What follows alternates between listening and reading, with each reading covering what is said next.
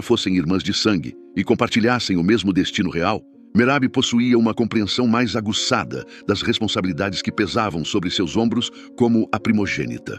Elas ouviam os sussurros dos soldados e as orações dos sacerdotes, tentando decifrar o futuro de uma nação que ainda estava aprendendo a ser um reino unificado sob um único comando. Naquele tempo, a harmonia entre os irmãos era um conceito precioso, mas a política do trono frequentemente colocava a lealdade familiar à prova diante das necessidades urgentes do Estado. O ponto de ruptura começou a se manifestar quando o espírito de Saul passou a ser atormentado por uma melancolia profunda e agressiva, algo que as Escrituras identificam como um espírito maligno enviado. Merabi testemunhava as noites de insônia de seu pai e os momentos em que o rei, outrora corajoso, se recolhia em silêncios cortantes que assustavam até os guardas mais veteranos. Ela via a coroa pesar sobre a cabeça de Saul, não apenas fisicamente, mas como um fardo espiritual que ele já não tinha forças para carregar com retidão. O palácio tornou-se um lugar de sombras, onde a alegria era rara e a expectativa de um desastre iminente pairava como uma nuvem carregada sobre a vida de todos. Foi nesse cenário de escuridão doméstica que surgiu uma figura que mudaria para sempre a trajetória de Merabi e de toda a história bíblica: o jovem pastor de Belém. David chegou ao palácio, trazendo não uma espada, mas um arpa, e sua música tinha o poder sobrenatural de acalmar as tempestades que rugiam na mente de Saul. Merabi observava, das varandas ocultas, como aquele rapaz de aparência simples conseguia o que nenhum médico ou conselheiro real havia alcançado antes. A paz que emanava de David era algo que a princesa nunca tinha visto. Uma luz que contrastava violentamente com a penumbra que estava se instalando na dinastia de seu pai. A curiosidade de Merabi por David não era movida por uma paixão juvenil, mas por um assombro diante do poder espiritual que o jovem exercia sem qualquer esforço aparente. Ela via a humildade com que ele se movia entre os nobres e a reverência com que tratava o rei, apesar do estado deplorável em que Saul se encontrava às vezes. David representava algo novo, uma promessa de que o favor de Deus ainda poderia habitar entre os homens, mesmo em tempos de crise e julgamento divino. A princesa começou a entender que aquele pastor não era um simples músico, mas uma peça fundamental em um jogo divino que estava apenas começando a ser revelado.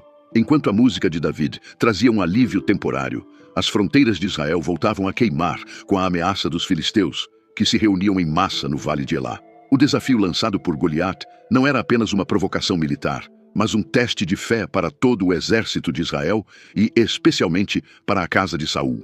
Merabi sentia a tensão crescer, sabendo que a honra de sua família e a sobrevivência do reino dependiam de uma resposta que seu pai parecia incapaz de dar. O destino estava preparando o palco para um confronto que transformaria o músico em herói e a princesa em uma moeda de troca em uma promessa que jamais deveria ter sido feita. Essas sombras, alimentadas pelo rancor de um rei que via seu trono oscilar, materializaram-se no momento exato em que a mão de Merabi deveria ter sido entregue ao vencedor de Golias. Saul, em um movimento que chocou a corte de Israel, ignorou o juramento público e entregou sua filha primogênita a Adriel, o meolatita, em um casamento que cheirava a conveniência política e desprezo pessoal. Merabi, educada sob a rigidez da honra real, viu-se obrigada a aceitar um destino que não apenas ignorava seus direitos, mas a transformava em um peão no jogo de vingança de seu pai contra David.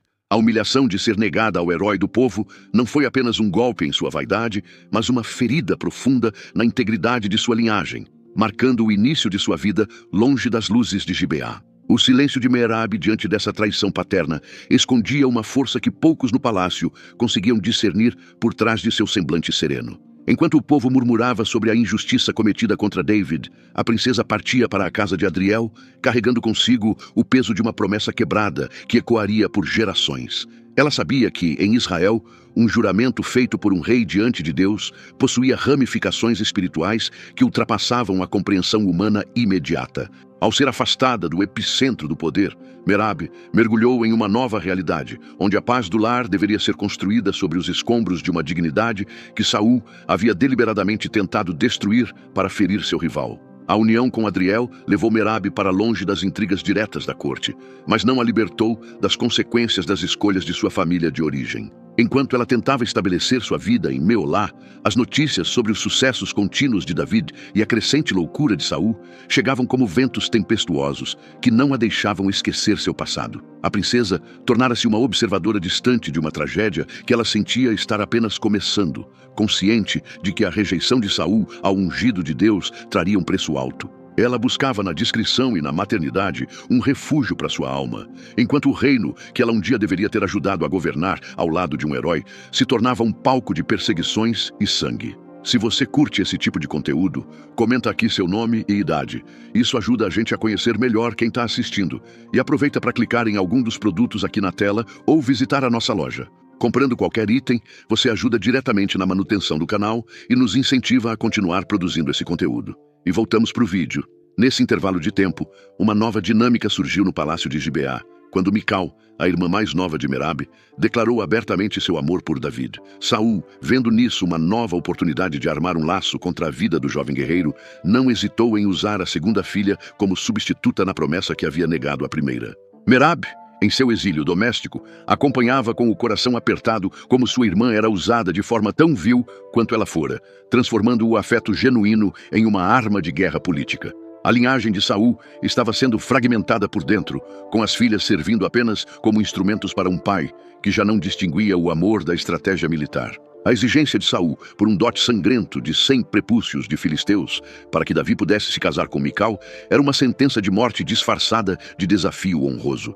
Merabe entendia que a sobrevivência de Davi nessas missões impossíveis era a prova viva de que o favor de Deus não estava mais com sua casa, mas com o filho de Jessé. Cada vitória de Davi, embora garantisse a segurança de Israel, aprofundava o abismo entre o antigo e o novo reinado, deixando a primogênita em uma posição de isolamento espiritual. Ela via sua família se perder em uma obsessão que desafiava a própria vontade divina, enquanto ela mesma tentava manter a chama da fé acesa em meio à decepção e ao abandono. O casamento de Mical com David consolidou o que deveria ter sido o lugar de Merabe, mas em vez de inveja, a princesa sentia um temor profundo pelo que o futuro reservava para todos eles. Ela via a casa de seu pai se tornar um lugar de discórdia interna, onde irmãos e maridos estavam em lados opostos de um conflito que dividia o coração da nação. Merabe concentrava-se em criar seus 5 filhos com Adriel, tentando incutir neles uma retidão que parecia ter abandonado o trono de Israel sob o comando de Saul. No entanto, o destino de seus filhos estava intrinsecamente ligado à linhagem real, que agora era alvo da justiça divina. E o silêncio daquela vida tranquila em Meolá era apenas o prelúdio de uma tempestade maior. Enquanto Merabe cultivava sua descendência longe dos olhos do mundo, David era forçado a fugir para o deserto, vivendo como um fugitivo do homem que ele tanto servira com fidelidade. A princesa sabia que a história não terminaria com a fuga de David, nem com o seu próprio exílio silencioso na casa de Adriel, pois as alianças quebradas exigiam reparação. Ela sentia que o nome de Saul estava sendo apagado dos céus e que o peso dessa queda um dia bateria à sua porta, cobrando uma conta que seus filhos, inocentes de toda a trama política, teriam que enfrentar. Os fios do destino estavam sendo tecidos em um padrão sombrio que uniria a queda de um rei à tragédia de uma mãe que acreditava ter encontrado a paz. Enquanto Merabe buscava reconstruir sua identidade como esposa de Adriel, o solo de Israel tremia sob o avanço final dos filisteus nas regiões do norte. A segurança que as colinas de Meolá pareciam oferecer era apenas uma ilusão geográfica diante da tempestade que se formava no Monte Gilboa, onde o destino da casa de Saul seria selado. Saul, desprovido de orientação divina e consumido pelo desespero, buscava respostas em lugares proibidos, cortando os últimos laços que o ligavam à proteção do Altíssimo. Merabe recebia notícias fragmentadas, sentindo no íntimo que o tempo de sua família no trono estava chegando a um fim violento e irremediável, conforme as profecias de Samuel.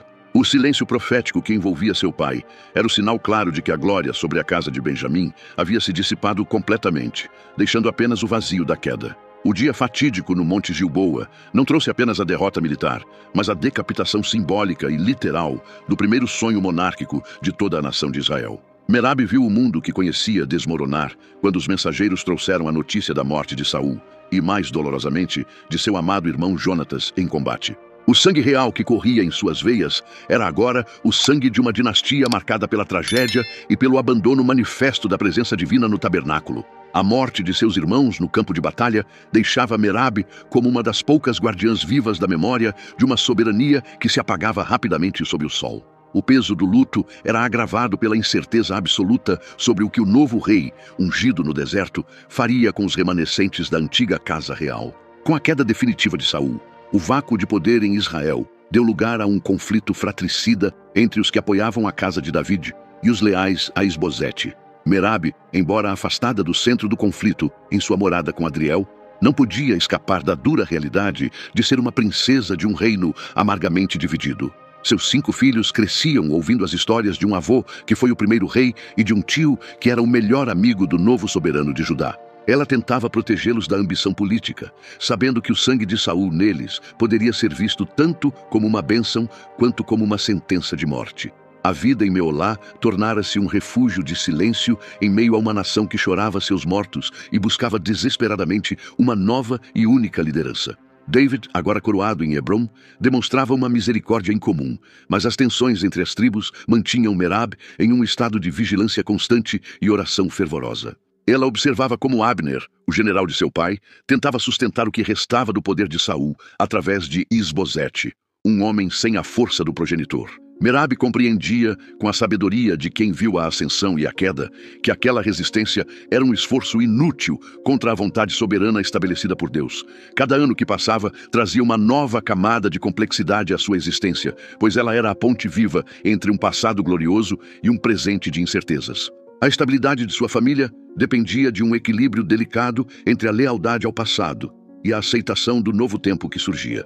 Os 5 filhos de Merabe e Adriel tornaram-se jovens fortes, imbuídos da nobreza que herdaram da mãe e da resiliência que a vida no campo lhes exigia diariamente. Eles eram o orgulho de uma mãe que havia sacrificado seus próprios desejos no altar da obediência, vendo neles a continuação de uma linhagem que Saul quase destruíra. Merabe ensinava-lhes a importância da honra e do temor ao Senhor, esperando que eles pudessem viver vidas longe das intrigas que mancharam o palácio de Gibeá.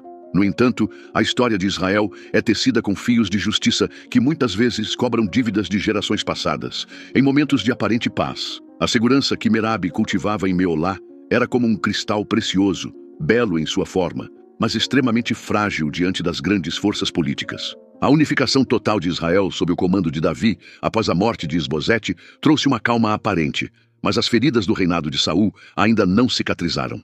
Merabe via de longe David estabelecer Jerusalém como a nova capital, trazendo a arca e consolidando um poder que parecia inabalável e devidamente abençoado pelos céus. Ela se perguntava se o novo rei se lembraria da promessa que Saul quebrara, ou se a misericórdia demonstrada a Mefibosete se estenderia a toda a sua descendência.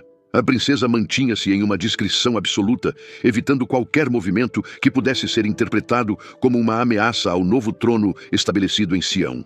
Mal sabia ela que a justiça divina utiliza canais humanos para resolver pendências que o tempo parecia ter enterrado nas areias do esquecimento. Um evento natural, porém devastador, começou a mudar drasticamente o cenário de Israel. Uma fome severa que se estendeu por 3 anos consecutivos, castigando toda a terra. David, buscando a causa espiritual para tal calamidade que não cessava, consultou o Senhor e recebeu uma resposta que faria o coração de Merabe gelar de terror. A causa da fome não era uma falha comum na colheita, mas um crime de sangue cometido por Saul contra os gibeonitas, um povo protegido por juramento. A dívida de sangue da casa de Saul estava sendo cobrada do reino, e o preço para aplacar a justiça exigiria um sacrifício que ninguém poderia prever. O passado de seu pai, que Merabe tanto tentara deixar para trás, estava prestes a bater à sua porta pedindo uma reparação final e terrível. A fome castigou a terra por 3 anos implacáveis, secando os poços e silenciando os cânticos de colheita que outrora ecoavam pelas colinas de Judéia. Davi, percebendo que a calamidade não era um capricho da natureza, buscou a face do Altíssimo para entender o peso espiritual que assolava o povo. A resposta divina foi cortante como uma lâmina. A terra sofria por causa de Saul e de sua casa sanguinária, devido ao massacre dos gibeonitas. Esse povo, protegido por um pacto antigo feito nos dias de Josué, fora alvo do zelo distorcido e violento do antigo rei. A justiça de Deus exigia que a quebra desse juramento sagrado fosse tratada antes que os céus voltassem a derramar sua chuva sobre Israel. Determinado a remover a maldição, Davi convocou os remanescentes dos gibeonitas para um conselho solene nas sombras do palácio de Jerusalém. Ele não lhes ofereceu ordens, mas perguntou humildemente o que poderia ser feito para expiar o erro de seu predecessor e abençoar a herança do Senhor. Os gibeonitas, que haviam sofrido sob a tirania de Saul, deixaram claro que não buscavam compensação em ouro, prata ou bens materiais terrenos. Para eles, a questão não era de ganância, mas de sangue e honra, algo que as riquezas deste mundo jamais poderiam restaurar ou satisfazer. A tensão na sala era palpável, pois todos sabiam que o preço da reconciliação nacional exigiria um sacrifício de carne e linhagem. A resposta dos gibeonitas ecoou como um trovão de julgamento. Eles pediram que 7 homens dos descendentes de Saul lhes fossem entregues para a execução. O lugar escolhido para esse ato terrível não foi outro senão Gibeá, a cidade natal de Saul, onde ele outrora governara com mãos de ferro e glória. Eles desejavam que os filhos do opressor pagassem o preço diante do Senhor, encerrando o ciclo de injustiça que havia começado no coração do primeiro rei. Davi, preso entre a sua promessa de proteger a linhagem de Jonatas e a necessidade de salvar a nação da fome, viu-se obrigado a consentir. O peso da coroa nunca fora tão amargo quanto naquele momento em que a justiça divina encontrava a responsabilidade política. Enquanto a decisão era tomada, a memória de Jonatas surgiu como um farol de proteção para o jovem e manco Mefibosete, o filho do melhor amigo de Davi. O rei lembrou-se do juramento de amor e amizade que fizera no deserto, garantindo que a descendência de Jonatas jamais seria cortada por sua própria mão. Assim, Mefibosete foi poupado, permanecendo seguro sob a sombra da mesa real em Jerusalém, longe do cadafalso que estava sendo preparado. Contudo, a cota de 7 homens ainda precisava ser preenchida para satisfazer os gibeonitas e limpar a mancha de sangue que pairava sobre a terra. A busca pelos outros descendentes de Saul começou, vasculhando os ramos da família real que haviam sobrevivido à queda no Monte Gilboa. Foi então que os olhos dos oficiais do rei voltaram-se para os filhos de Rispa, a concubina de Saul, e para os 5 filhos de Merabe. Os jovens que Merabe criara com Adriel em Meolá, longe das intrigas e do brilho do trono, foram subitamente arrancados de seu lar pacífico. Eles não tinham cometido crimes, não haviam empunhado espadas contra os gibeonitas e não carregavam a culpa direta da loucura de seu avô. No entanto, na economia espiritual daquela época, eles eram os representantes da casa de Saul, os herdeiros de uma dívida que eles mesmos não haviam contraído.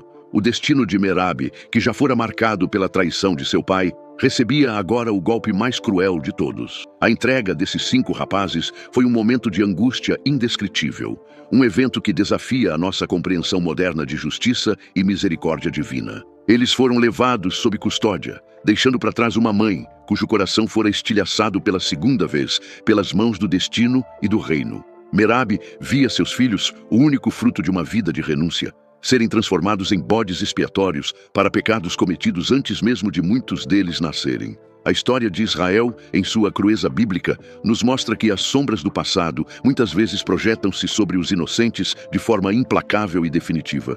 A dor que emanava de Meolá era um lamento que subiria aos céus, questionando os limites do sacrifício e da lealdade. Os 7 descendentes foram conduzidos para as colinas de Gibeá, o lugar onde a glória de Saul havia começado, e onde sua linhagem agora encontraria um fim sombrio. Merabe, movida por um amor que transcende a dor e a própria morte, não permitiu que seus filhos seguissem esse caminho final sem a sua presença.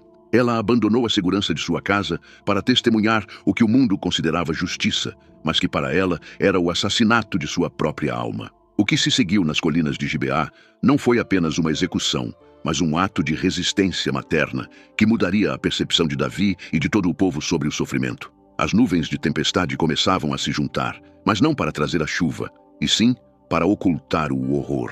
O silêncio que se seguiu à sentença de Davi foi preenchido apenas pelo som rítmico dos passos dos soldados e o lamento abafado que ecoava pelos vales de Benjamim. Os 5 filhos de Merabe, cujos nomes agora se perdiam no turbilhão da justiça política, foram conduzidos ao topo do monte em Gibeá, o mesmo lugar onde o seu avô, Saul, fora aclamado rei. É uma ironia amarga da história sagrada que o berço de uma dinastia se torne o seu cadafalso, revelando que os lugares de maior glória podem abrigar as sementes da destruição. Merabe caminhava à distância, uma sombra de dor que se recusava a abandonar a carne de sua carne, testemunhando a transformação de seus filhos em ofertas para aplacar a ira de um povo e a fome da terra. A execução ocorreu nos primeiros dias da ceifa da cevada, um tempo que deveria ser de celebração e gratidão pela provisão divina, mas que se tornou uma estação de sangue. Os gibeonitas, movidos por um zelo de reparação que não conhecia a misericórdia, executaram os 7 descendentes de Saul diante do Senhor, expondo-os no monte. As escrituras, em sua crueza, relatam que eles foram enforcados, um termo que na antiguidade carregava o peso da maldição e da exclusão da comunidade da fé. Merabi viu seus filhos serem suspensos entre o céu e a terra, como se nenhum dos dois reinos os quisesse mais, pagando uma conta que fora escrita com o sangue dos inocentes de Gabaon anos antes de sua existência. O impacto teológico de executar diante do Senhor sugere que esse ato não foi apenas uma vingança humana, mas uma tentativa desesperada de restaurar a ordem cósmica quebrada pelo pecado de Saul. Merabi, mergulhada em sua sabedoria de dor, compreendia que seus filhos estavam sendo usados como pontes de carne para religar Israel à bênção da chuva que não vinha. Cada batida de seu coração era um protesto silencioso contra a economia do sacrifício que exigia a vida de jovens que nunca haviam empunhado uma espada de injustiça. O sol do meio-dia brilhava sobre os corpos, intensificando o horror da cena e marcando o início de um dos períodos mais sombrios e solitários de toda a história das mulheres da Bíblia. Ao lado de Merabi, surgiu a figura de Rispa, a concubina de Saul, que também vira seus dois filhos serem entregues ao mesmo destino cruel e implacável. Duas mulheres, outrora separadas pelas hierarquias do palácio e pelas complexidades da linhagem real, agora estavam unidas pelo laço indissolúvel da perda absoluta. Elas não trocaram palavras de consolo barato, pois o peso do que presenciavam transcendia qualquer articulação humana. Elas apenas ocuparam seu lugar de vigília. A dignidade de Merabi, que antes se manifestava em seu silêncio resiliente diante das promessas quebradas, agora se transformava em uma resistência física contra o esquecimento e a profanação. A lei de Israel normalmente exigia que os corpos dos executados fossem enterrados antes do pôr do sol, para que a terra não fosse contaminada por aquele que fora pendurado. No entanto, o caso dos filhos de Merabi era uma exceção terrível e extraordinária, pois eles deveriam permanecer expostos até que a resposta divina viesse através das águas do céu. Isso significava que Merabi e Rispa teriam que enfrentar não apenas a dor da perda, mas a visão contínua da decomposição e o ataque iminente das forças da natureza. O monte em Gibeá tornou-se um santuário de agonia, onde a realeza foi despojada de suas vestes de púrpura para se vestir de pano de saco sobre as rochas duras e impiedosas. Merabi estendeu o seu pano de saco sobre a rocha, transformando o lugar da morte em um posto de guarda inabalável contra os elementos e os predadores. Ela observava o horizonte, onde as aves de rapina já começavam a circular, atraídas pelo cheiro da morte que pairava sobre a colina que um dia fora o orgulho de sua tribo. O sacrifício de uma mãe não termina no momento da morte do filho. Ele apenas entra em uma fase mais profunda, onde a proteção se torna um ato de devoção contra o tempo e o abandono. Ali, entre o céu de bronze e a terra seca, Merabi começou a tecer uma história de lealdade que desafiaria a própria autoridade do rei Davi e a indiferença dos homens. As noites em Gibeá eram povoadas por sons que gelariam o sangue dos guerreiros mais corajosos, com o uivo dos chacais e o bater de asas das feras noturnas. Merabi permanecia alerta, cada sentido aguçado pela adrenalina do luto e pelo dever sagrado de não permitir que seus filhos fossem devorados antes que a terra recebesse a sua reparação.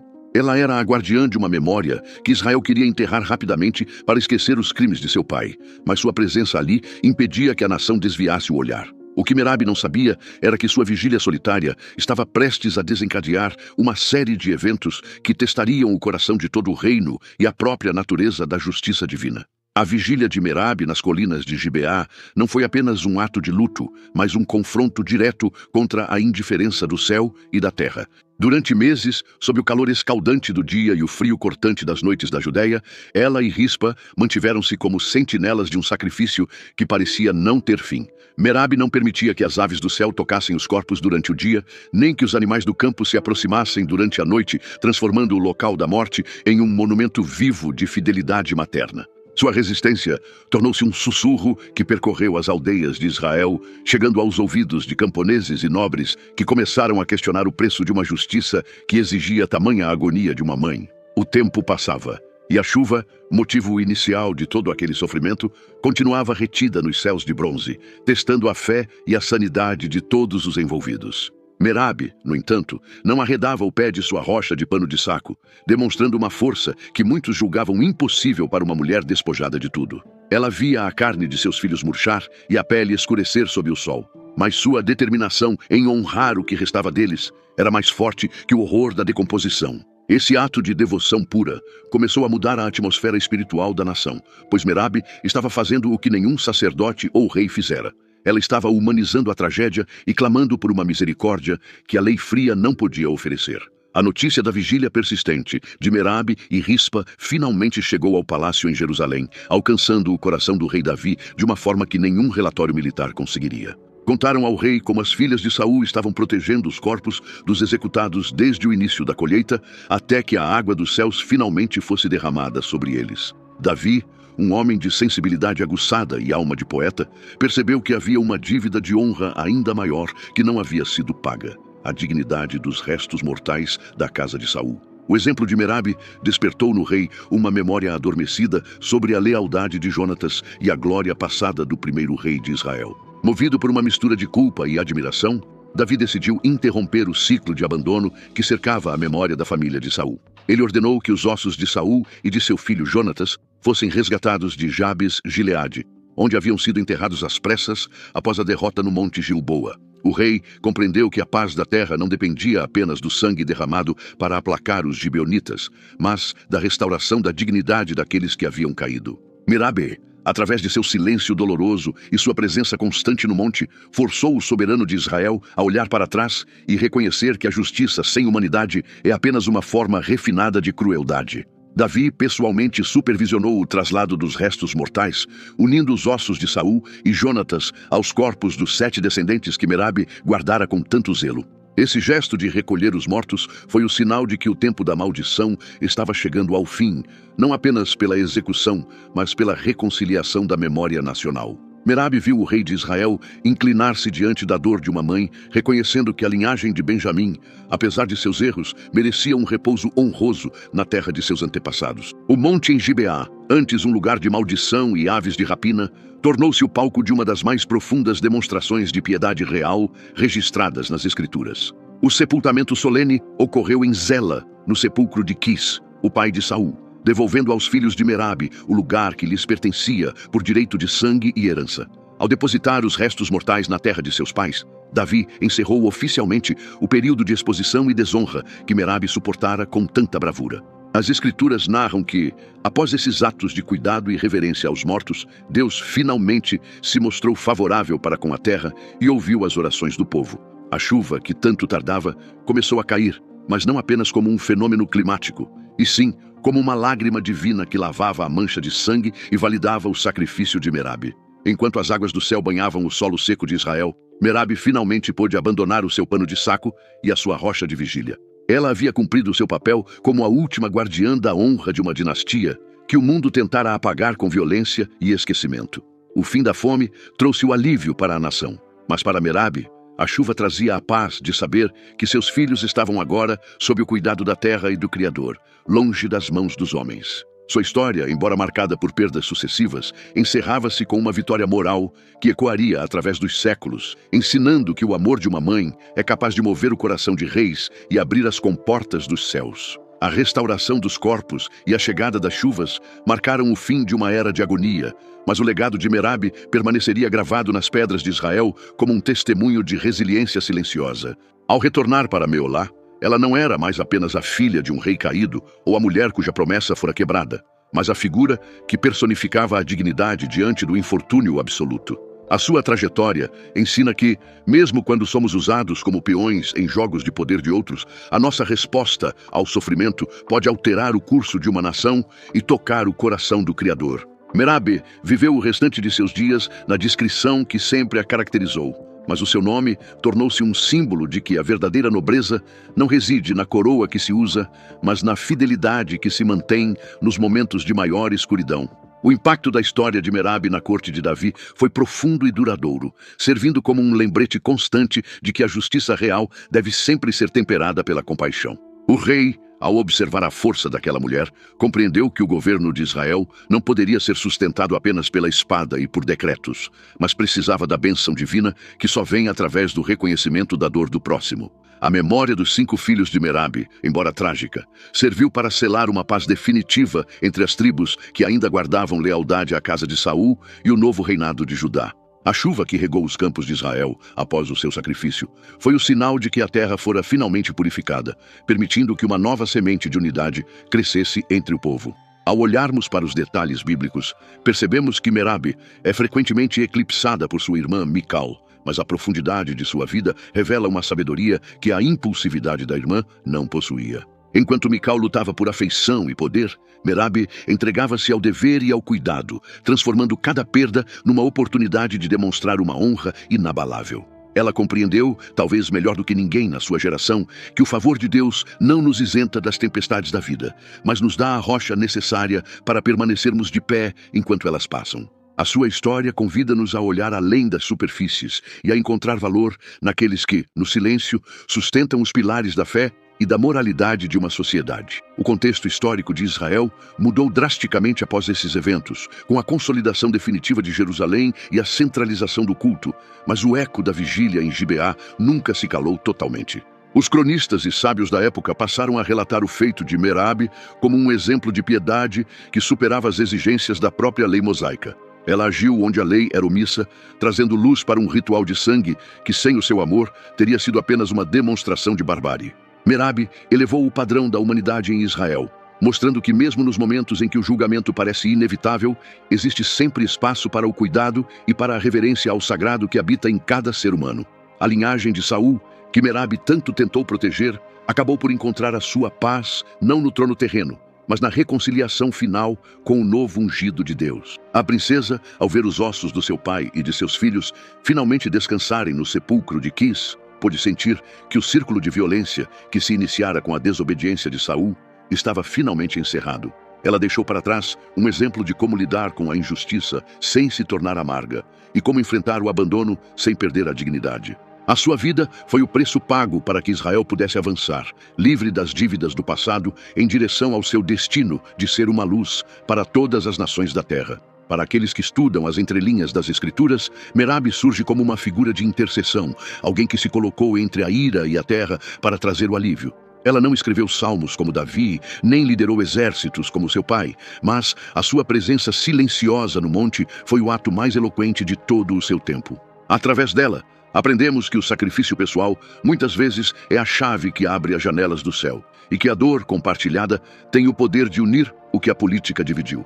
O legado de Merabe é um convite à reflexão sobre as promessas que fazemos e a forma como cuidamos daqueles que o mundo considera esquecíveis ou sacrificáveis. Agora, ao encerrarmos este relato sobre a princesa que a história quase esqueceu, compreendemos que o seu papel foi fundamental para a estrutura espiritual de Israel. A chuva que caiu sobre Gibeá não foi o fim da história, mas o início de uma compreensão mais profunda sobre a justiça e a misericórdia de Deus.